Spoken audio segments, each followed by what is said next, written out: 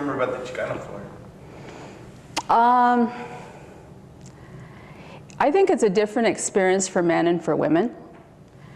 Most of us came from Chicanas came from a very sheltered life, very sheltered, very Catholic, no sex allowed, no drinking allowed, no dating allowed.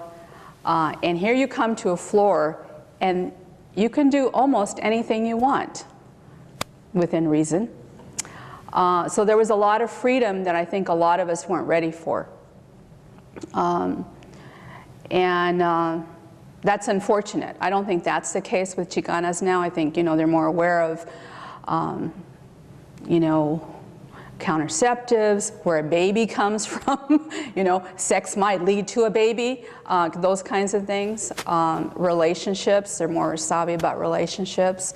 You may not fall in love with the first Chicano that comes into your life, So, those are changes, and we were very young and very mature at that time. So one of the things that very early on we started Las Chicanas to talk about contraceptives and ways to take care of ourselves, because there were a few that were ending up pregnant. And of course, once you end up pregnant, it's very hard to go to school. And then what do? Do you get married? Do you not get married? I mean, all these questions in your early 20s are very hard to deal with when you've had no experience with life.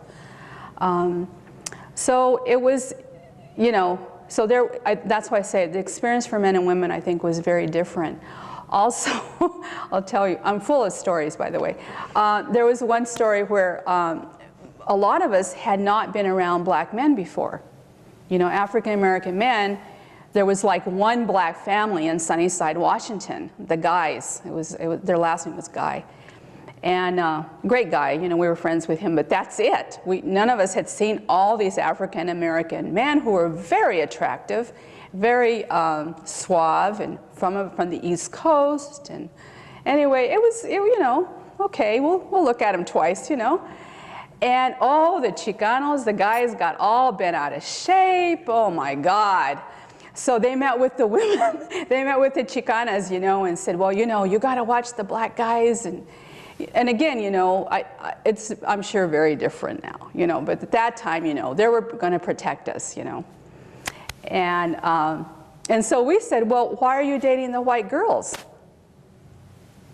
Oh, but we're just using them. We're just using, that's nothing. And I'm sure you've heard this story, and this really happened, and we're all sitting there, what? Okay, you can date whoever you want, but you want to tell us who we can date, and it can be you, but you're seeing somebody else. Okay, let me think about this. What is wrong with this picture?